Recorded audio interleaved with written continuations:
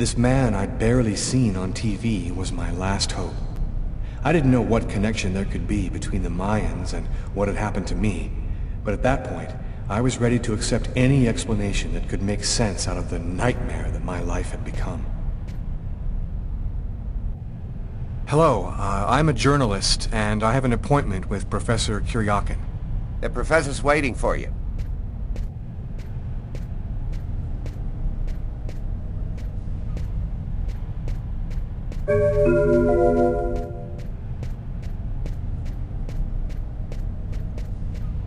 Professor Kuriakin? Yes? My name's John Cunningham. We spoke on the phone.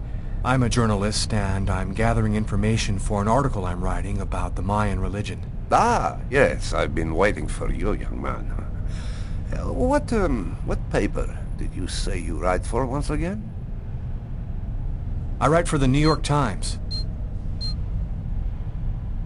The New York Times is interested in my work. Won't that make some of my esteemed colleagues grin with envy? It's curious, but your face seems familiar to me. Have we met somewhere before?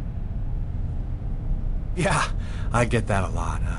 I guess I must have one of those boring faces everybody sees everywhere. Well then, let's have a go at it. Where would you like to start? Can you tell me anything about Kueknitlan? Of course. Come, I'll introduce you.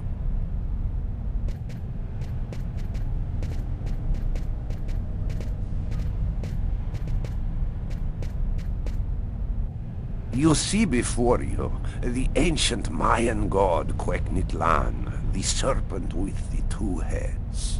One head sees in this reality, the second in the other world. By opening both mouths, the Mayan oracles could see through the serpent into the other world. Could you explain this other world?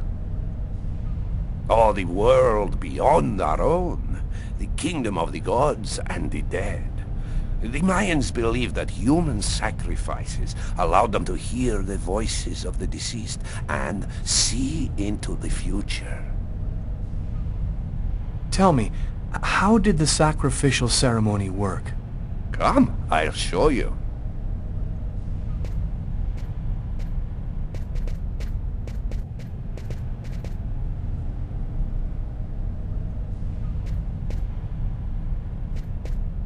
This painting, dating from the 1st century BC, shows a sacrificial ceremony. The victim's agony must have lasted quite some time, and the priority being to keep the mouths open as long as possible. The victim was stabbed 3 times, each wound cutting a pulmonary artery leading to the heart. The oracle is not the one stabbing the victim? Oh, the oracle must never soil himself with the blood of another. That is why he chooses a sort of proxy, another person in the crowd, totally at random. This person becomes the executor. The oracle takes complete control of the executor, manipulating him from a distance. What happened to the executor after the sacrifice? He went mad and committed suicide after accomplishing his part of the ritual. A Mayan sacrifice. That's what it was. You aren't a journalist, are you? Who are you? My name is Lucas Kane. The police are looking for me about a murder that I did not commit, but I was the executor. You're a murderer? I'm innocent. I stabbed someone I'd never seen before, 3 times, cutting his arteries, just like you described. Do you mean to say that there is a Mayan oracle still living today? But that's completely impossible. Have you ever seen this symbol before? Oh, it's the symbol of Kueknitlan. The executors cut this into their own forearms before accomplishing the sacrifice. So, it is true. My God, the Codex was right. The Codex? What are you talking about, Professor? You can't stay here. Your picture is in the paper that the security guard is reading. He's sure to recognize you. Come, let's leave here, and I'll tell you all about it.